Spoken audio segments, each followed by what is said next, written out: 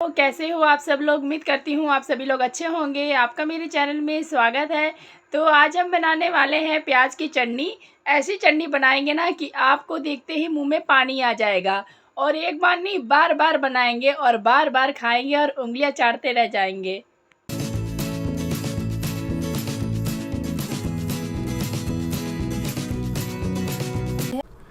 चटनी खाना हर किसी को पसंद होता है और यदि खाने के साथ चटनी मिल जाए तो खाने का स्वाद भी बढ़ जाता है।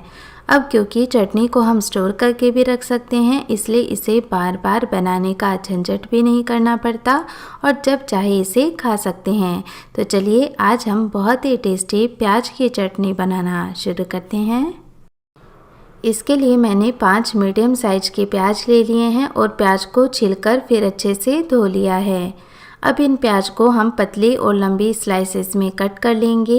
तो ये जो स्लाइसेस हैं जब पकेंगी तो अपने आप ही खुल जाएंगी और अच्छे से पक जाएंगी। तो अब बारी आती है इन्हें पकाने की। पकाने के लिए हमने एक पैन गरम कर लिया है और इसके अंदर 1/4 कप तेल डालेंगे।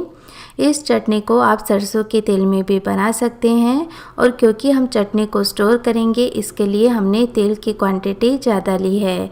यदि आप कम क्वांटिटी में चटनी बना रहे हों और स्टोर नहीं करना चाह रहे हों तो तेल की क्वांटिटी कम भी ले सकते हैं। तेल जैसे ही गर्म होता है इसके अंदर 10 से 15 लहसुन की कलियां डालेंगे और कुछ सेकंड के लिए तेल के अंदर इन्हें पका लेते हैं। बहुत ज़्यादा इन्हें नहीं पकाएंगे, नहीं तो इनका जो फ्लेवर है वो बहुत ज़्यादा हो जाएगा जो प्याज की चटनी के टेस्ट को ख़राब कर देगा। तो बस कुछ सेकंड ही इन्हें पका लें क्योंकि बाद में ये प्याज के साथ भी पकेंगी। तो अब हम इसमें डालेंगे प्याज जिन्हें हमने स्लाइसेस में कट करके रखा है। अब यहाँ पर क्योंकि हम प्याज की चटनी बना रहे हैं तो लहसुन की क्वांटिटी कम और प्याज की क्वांटिटी हमने ज़्यादा रखी है। और यदि आप लहसुन की चटनी बनाना चाहते हैं तो सेम वे में आप लहसुन की क्वांटिटी ज़्यादा रख लें और प्याज की क्वांटिटी कम कर लें। तो उसमें लहसुन का फ्लेवर ज़्यादा आएगा तो वो लहसुन की चटनी बन जाएगी। अब गैस का फ्लेम मीडियम रखते हुए हम प्याज को ट्रांसलूसेंट होने तक पका लेंगे। प्याज को धीरे धीरे पकाने पर उनका जो कच्चापन होता है वो भी निकल जाता है और प्याज बहुत ज़्यादा लाल भी नहीं होते हैं क्योंकि चटनी बनाने के लिए हमें बहुत ज़्यादा लाल प्याज भी नहीं चाहिए। तो जब प्याज इस स्टेज पर पहुंच जाए यानी जब ये थोड़े पारदर्शी दिखने लगें तब हम इसके अंदर इमली भी ऐड कर देंगे। तो इमली इस चटनी के टेस्ट को और भी बढ़ा देगी, इससे चटनी को खट्टापन मिलेगा। तो 2 से 3 टेबलस्पून मैंने इमली का इस्तेमाल किया है। तो इमली को इसी स्टेज पर डाल देते हैं ताकि ये भी प्याज के साथ पककर थोड़ा सॉफ्ट हो जाए। यदि आप इमली का इस्तेमाल नहीं करते हैं तो आप इसमें अमचूर का इस्तेमाल भी कर सकते हैं खट्टेपन के लिए, उसका टेस्ट भी अच्छा आएगा। तो इमली को प्याज के साथ 2-3 मिनट के लिए हम लो फ्लेम पर और पका लेते हैं क्योंकि अब प्याज धीरे धीरे बहुत ही जल्दी पकने लगते हैं इस स्टेज पर आने के बाद। तो गैस का फ्लेम हमने लो रखा है ताकि प्याज बहुत ज़्यादा ब्राउन भी नहीं हो और अच्छे से पक भी जाएं। तो अब आप देख सकते हैं प्याज थोड़े श्रिंक हो गए हैं और हल्का सा इनका कलर चेंज हो गया है। इससे ज़्यादा हमें इसे नहीं पकाना है क्योंकि पैन गर्म है तो धीरे धीरे ये और पकेंगे। तो बस इन्हें इतना ही पकाएंगे, गैस का फ्लेम ऑफ कर देंगे और इन्हें ठंडा होने देते हैं। तब तक दूसरे पैन में कुछ खड़े मसाले रोस्ट कर लेते हैं। तो एक दूसरे पैन में हम 1 टेबलस्पून लेंगे धनिया के बीज, 1 टेबलस्पून सौंफ लेंगे और 1 छोटा चम्मच जीरा लेंगे।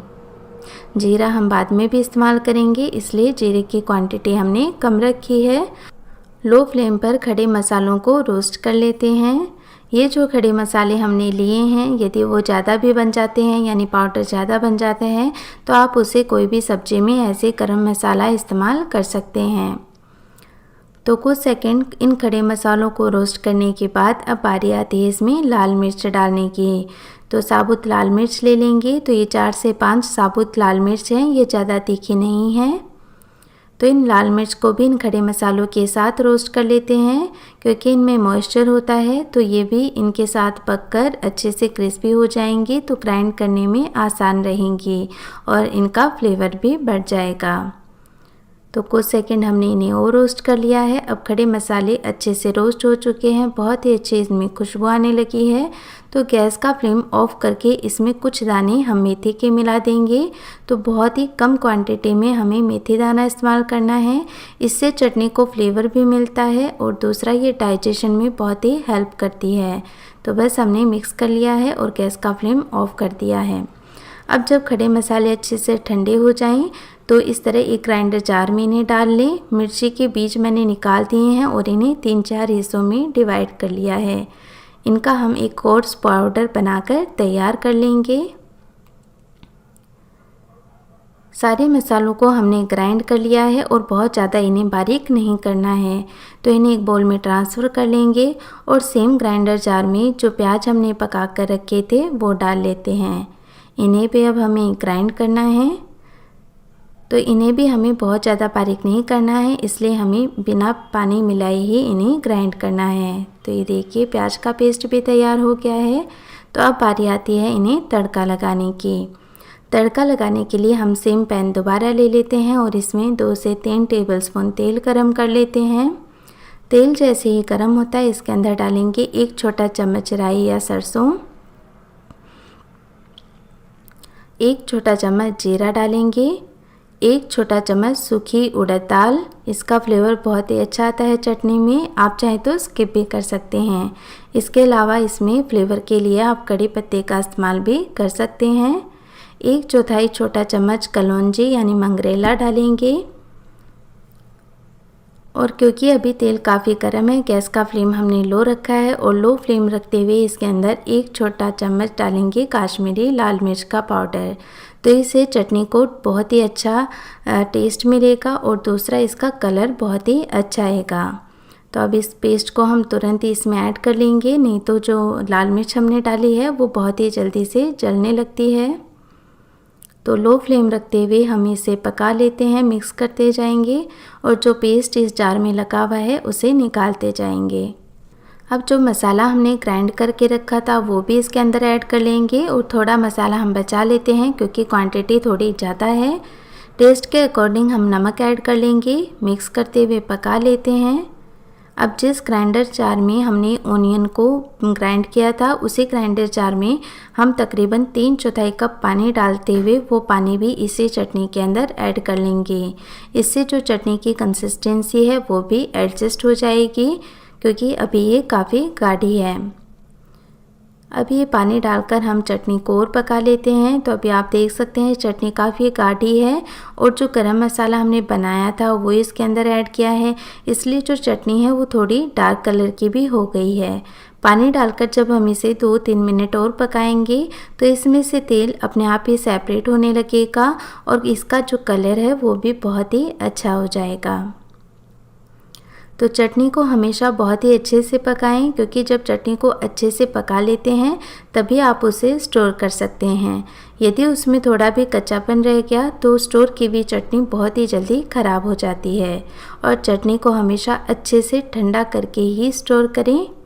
तो आप देख सकते हैं इसका जो कलर है वो भी चेंज हो गया है और कितना ग्लेज आ गया है चटनी में, और पैन में आपको तेल भी दिखाई दे रहा होगा।